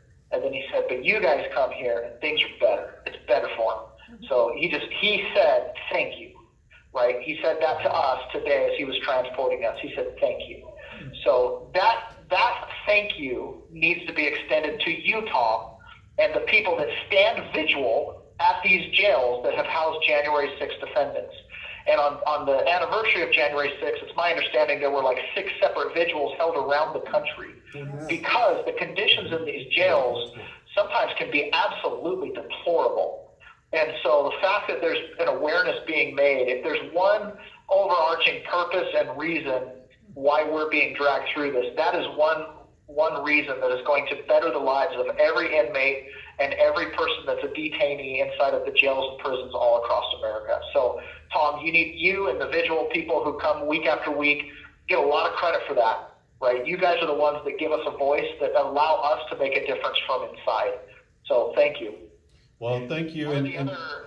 Yeah, I mean, it really is your voice, and that's what I didn't say it earlier, but you guys personalize it, because it's not just, you're not just a number. You're a person. You have a story. You have a life. You have a family. You have a job. You have all these things that people need to learn about. You're just like the rest of us in many, many different ways, except that they got a hold of you and they haven't got a hold of us yet.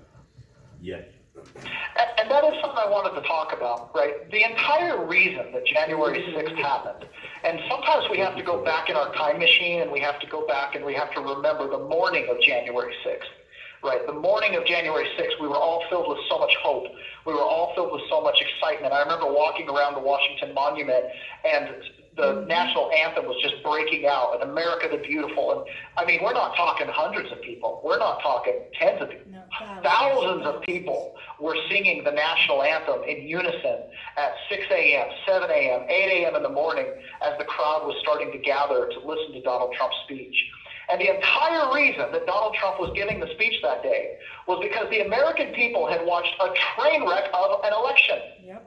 Right? We had watched construction paper go up in centralized counting centers. We had watched mail-in ballots, which have been determined, by the way, to have been unconstitutional, right, being sent out in mass. We watched ballot harvesting operations on an industrial level. We watched centralized voting centers where then nobody was allowed to audit or review the machines or anything about them, right? We were just told to trust the people that are already elected, that, by the way, just reelected themselves. You know what I mean? Just over and over and over again. And with that crowd on January 6th, that was a display of raw politics. And a lot of people don't recognize that the word politics is a synonym for power, right? That was a raw display of power by the commander-in-chief to show that he could send out a tweet and over 1 million people would show up in Washington on that day. It was going to be wild. Right? That wasn't wild that there was going to be violence. It's going to be a wild experience, because the last time that 1 million people have shown up for something, it was March for Life, Martin Luther King. I mean, these are rare moments, not just in American history, but in world history. Right. And that was why we showed up that morning, to show that, listen, the American people do not tolerate an election that is blind, that we can't have any transparency over, that we can't trust. And when Clay Higgins on the Tucker Carlson podcast says, we know that there were provocateurs in the crowd, listen, if any of the violence was caused by the provocateurs, the violence that happened that day is what made good people who normally would have not let off the gas pedal on what had happened in November of 2020, right, is what allowed them to back off and acquiesce. And it's what allowed Joe Biden to come into office without a challenge. Now, I have to be very careful. I'm an inmate. What I say here can and may very well possibly be used against me as sentencing, blah, blah, blah. But here's the thing. The reason we were there was just. The FBI told me directly, you had a right to be there, right? The words we used that day, no one can legislate against. You can say anything you want. You can make any threat you want. You can do anything you want, right? That's free speech. There cannot be a law made to impede free speech, right? So we had a right to be there. We had a right to speak up. And we have to remember when it comes to this jail thing, the January 6th detainees, the January 6th defendants that have gone through this. I saw an article in the Epoch Times today where Bill Barr talks about the left has gone too far, right? They didn't just come after a couple people who broke windows. They didn't just come after a couple people who stole property out of the Capitol, right? Really simple, petty things that could have been dealt with on an individual. Hey, you broke a window, here's your 15 days in jail and your $500 fine, right? If that's where they had left it, it would have been absolutely appropriate. But I can speak for myself directly. I got charged with obstruction of Congress. You go read that statute. What paper did I destroy? What document did I shred? Who did I prevent from doing their job? I didn't even show up at the Capitol till the thing had already been obstructed for 30 minutes. But yet they want to impugn that I intended in my entire trip. In my trial, they literally painted the picture, which I did not challenge. I accept what they said, that I traveled to D.C. simply to stop the steal, that the election had happened and I had no business being there, and I obstructed commerce, go to jail for 20 years, right? It's so ridiculous on its face. One of the phrases that gives me comfort sometimes is, in today's day and age when it comes to the American justice system, the facts are on the moon. Nobody interviewed me, nobody asked me, they don't really care, right? The jury instructions say you must convict, you must convict, you must. Conviction rate. Today, there's a man in our pod. There were two people today that got sentenced, and I want to talk about one of them specifically. He's sentenced by my same judge, God bless him, okay? And he was sentenced to 3 years and 10 months, and he was charged with 2 or 3 assaults, 111A, which is the no violent weapon, right, no injury. And from my understanding is essentially what happened was he got in the line of pepper spray and he backed up into a police officer, and that's considered an assault. So now this man needs to go spend 3.5 years in jail. He's 65 years old. He can barely walk, right? His legs are bad. He had a stroke, and because of his stroke, when they arrested him, he spent 2 weeks inside of a suicide cell, literally naked, right? I mean, there's absolute, utter abuse on this man, but yet the facts are on the moon. It doesn't matter, sir. You tried to run for governor of Oregon. At his sentencing today, the prosecution said something to the effect of, Judge, this man will continue to, quote, talk about politics. Think about that for a moment, right? It's such an insanity. I'm reminded of this quote. We've kind of been reading Henry David Thoreau here in the pod, which is very dangerous, right? I'm sure the government doesn't love to hear that we're reading Henry David Thoreau. But it says this: under a government which imprisons any unjustly, the true place for a just man is also a prison. Yep. And then it goes on to state, where the state places those who are not with her, but against her, into prison. The only house in a slave state, which at the time he wrote that was the big contest, in which a free man can't abide with honor, is in the prison itself. Right? And I oftentimes think to myself, what would I have done differently, right? Obviously, if I could go back to January 6th, probably not even be in D.C. And I said that to my wife a couple days ago, a week ago or so, and she goes, Taylor, don't forget why you went. She goes, I haven't forgotten the 2020 election. I've watched 2,000 Mules. I lived through the night where we went to bed thinking Donald Trump won, and then woke up the next morning and all the swing states just had a 3 a.m. boom, dump of ballots for Joe Biden, right? She's like, they stole it from us. Exactly. And it's not the first time that an election's been challenged, but it's the first time they did it in such broad daylight that we, the American people, could see it. And unfortunately, and I have to say, January 6th has done a good job of clouding people's vision to look back a little bit before. What was it that we were thinking the morning of January 6th? Why were we there in the first place? Right? Oftentimes when I walk down to the end of the hall here in the DC jail, I go down to the end of the hall and I look through the window, and if you lean out to the left enough, you can actually see all the way to the Washington Monument. We can see the obelisk. Okay. And sometimes when I see other inmates that are at that window, because sometimes you just got to look outside and just look at something other than these whitewashed walls, right? And the pumpkin patch down in the pond. And I go over the other inmates and I whisper over their shoulders and I say, "Are you looking at the scene of the crime?" and then they always look back at me and they go, "Which crime?" Exactly. Which crime is it that really happened that day, right? More and more I'm meeting these detainees and inmates that have no victim. We've been charged with assault, but no victim. In my particular case, under oath, the 3 officers that were brought to testify against me, one of them said, A, we didn't even interact, and I did not hurt, harm, injure, or threaten them in any way. And the other 2, who we did interact, I asked them, did I hurt, harm, injure, or threaten you in any way? And their answer was no. But yet I was convicted of assault. Most Americans would go, well, that doesn't make a lot of sense. Listen, I was not on the stand. I was not the one under oath. I simply asked, as my right to do, as one who can face his accuser, did I hurt, harm, injure, or threaten you in any way? That's assault, right? If I hurt you, harmed you, threatened you, injured you, that's the definition of assault. And both of the officers that I interacted with, of whom the United States government has charged me with assault, said no.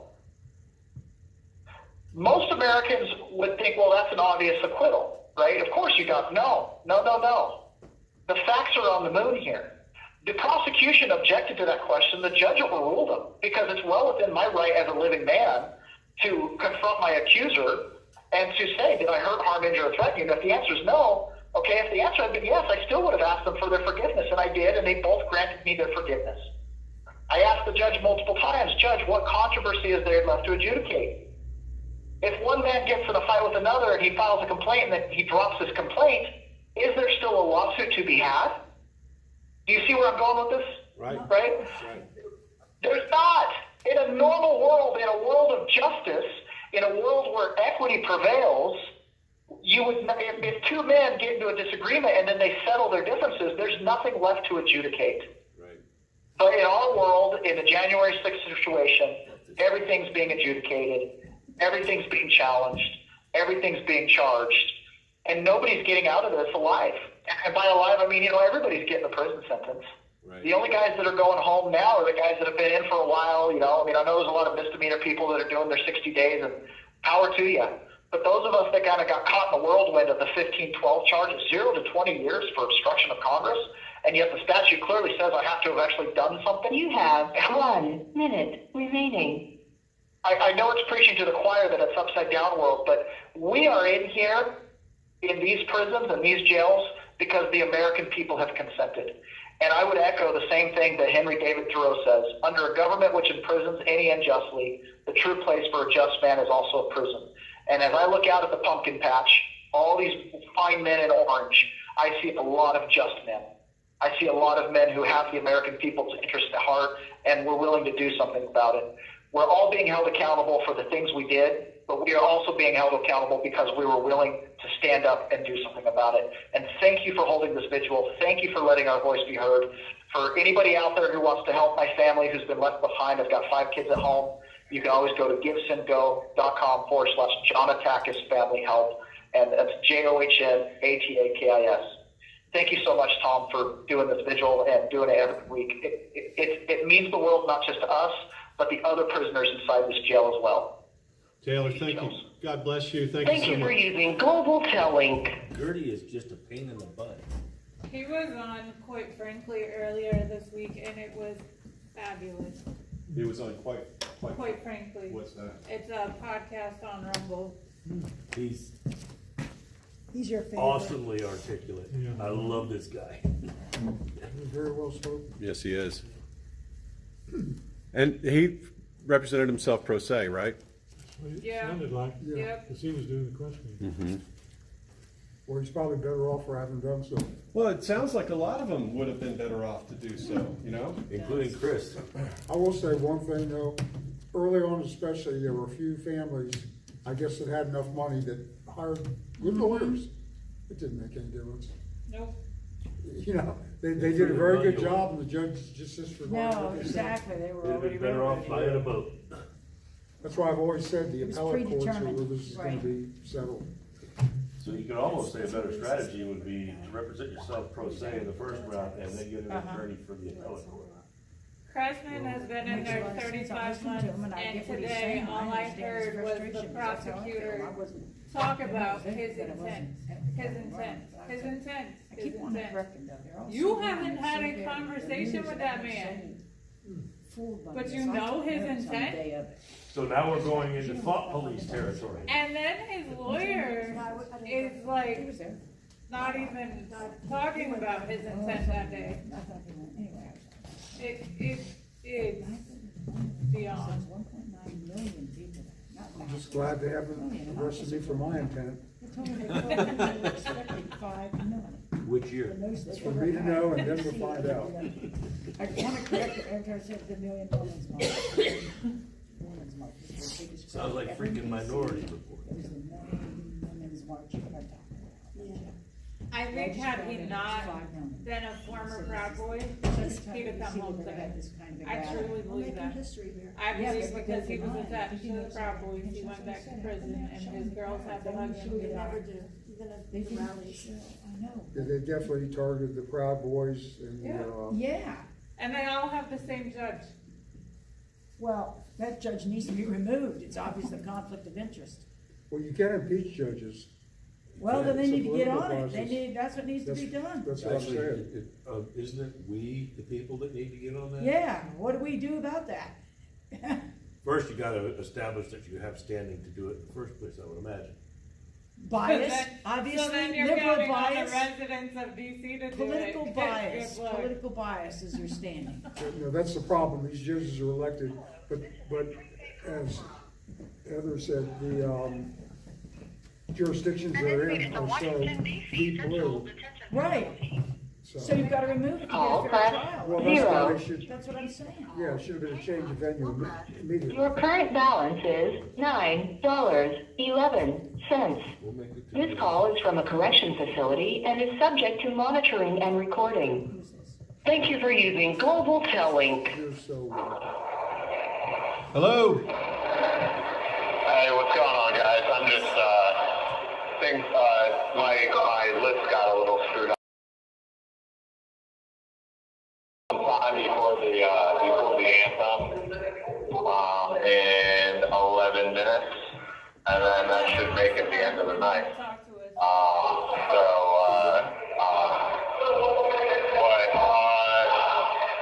So a lot of things happening in the news. We will see what's going on in between.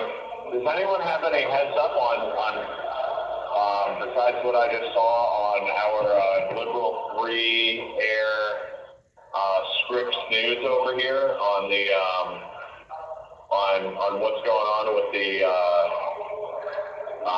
we bombed, I don't know, we bombed a bunch of sites with England overseas with the Israel thing? Yeah, they bombed the Houthis over there. Like 26 sites or something. Quite a few sites over there in the Med, or rather the Suez. And it was kind of a crap show, but so Biden approved it, went on vacation, and the alliance went after them for no apparent reason, and that's the way that worked. well, there's more to it than that, actually. There is. There is, actually, it's worse than that, Chris. We now know the government leaked the fact that they were going to raid these sites to make sure that the Houthis would have plenty of time to get their key personnel out. So we tipped off the raid before we did it, and then Joe Biden got up and did a victory lap about what a macho guy he is. So that's the real story. So Corn Pop did it. So that's awesome. So they get to walk their key people out, and which means that they have plenty of brain power to strike back at us. And Biden went on vacation, so he has kind of like plausible deniability, but is also at the same time taking kudos for it. We saw less than 2 years after Biden cuts loose with a few $1 billion that was previously held in sanctions for Iran. He gave them back their billions of dollars that were being given. And then, yeah, so I don't get it. Go ahead. You go ahead. Well, yeah, I mean, my whole point is I was, you know, I still, Americans have such a short attention span. And I have the worst ADD of you know, I would say, most people that I know. And I still remember when people were crying that if Trump had nuclear codes, that he would put us in World War III. Yep. So, I mean, we can all see, we could have seen this coming, that all this is going to, you know, is going to almost explode, and then, oh, sorry, we're in the middle of World War III. All it takes is one dirty bomb, and we're in the middle of World War III, and then, hey, there's no 2024 election. Sorry, guys. Yeah, I think that's unfortunately the thing we have to watch out for, because Trump is on a roll, and you know, more and more people are coming on board to him that never voted or have switched. They see what's going on in the country. So yeah, I don't think they can afford to have a real actual election.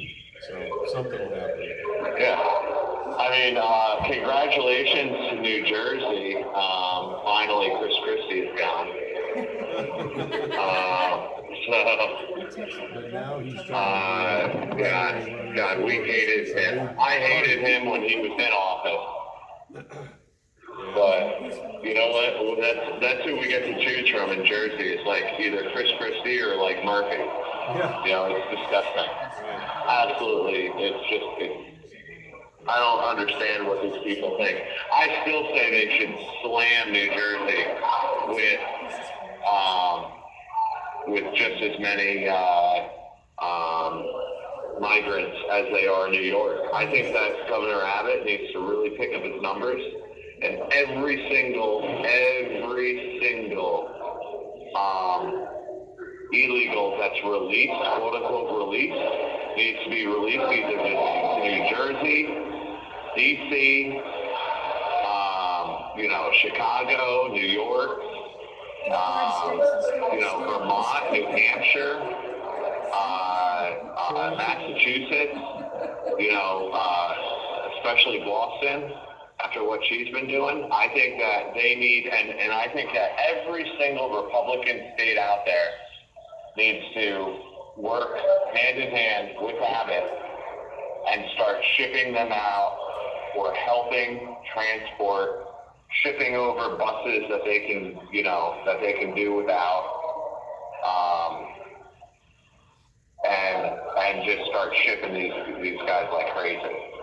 Just start slamming these cities. And I'm going through the middle of a divorce, as you guys know, and I don't care at this point if my housing properties just go to shit. As long as it just, because you could flip New Jersey. I'm still convinced that New Jersey actually was red back in 2020, but the amount of voter fraud that happens in New Jersey is just absolutely insane. But if you nailed New Jersey, you would have no choice. I mean, make New Jersey like New York. You know, make them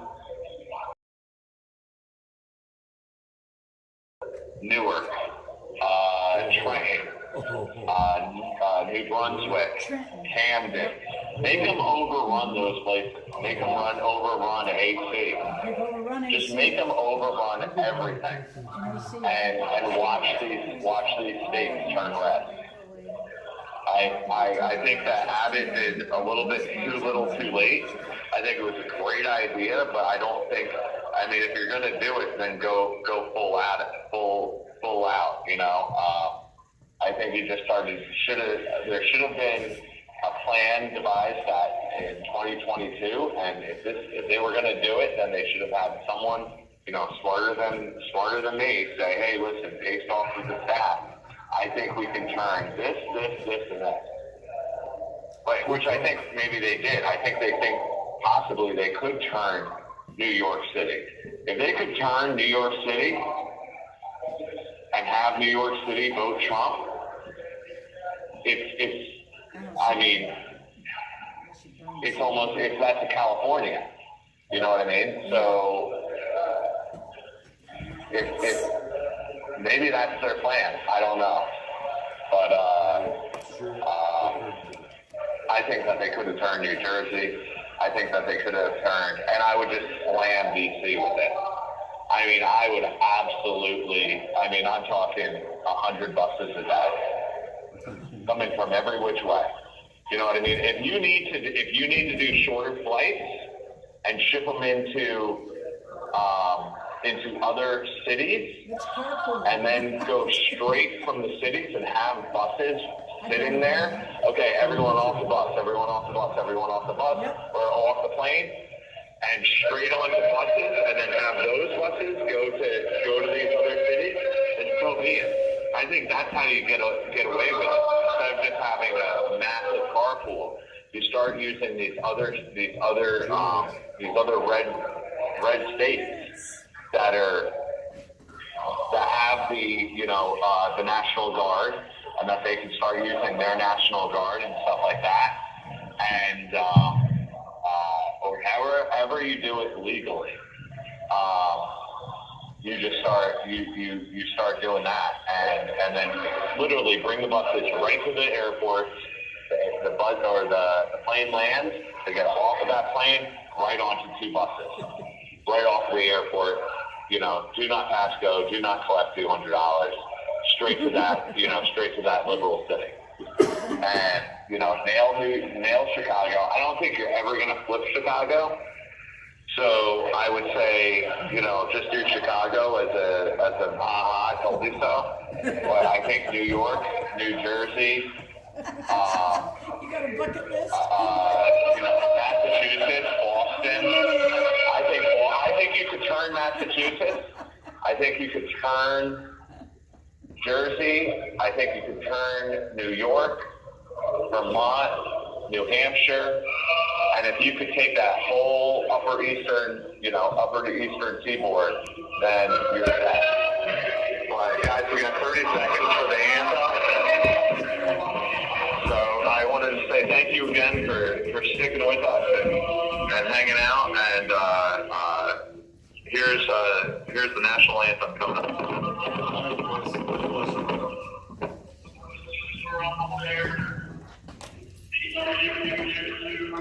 Ready, 3, 2, 1.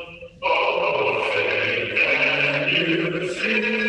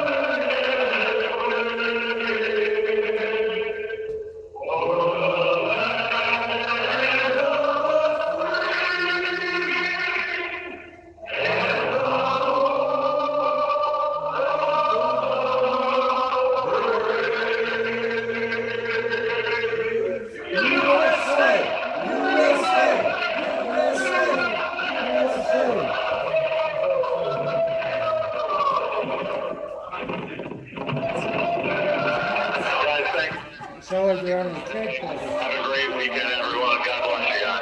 All right, God bless you too. Good night. Good night. All right, good night. Maybe we should put Chris's name in for, was it Department of Transportation, take Booty Juice's job. Booty juice? Yeah.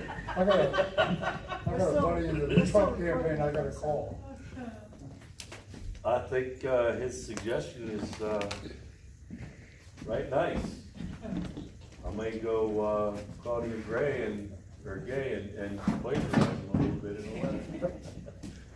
I'm telling you.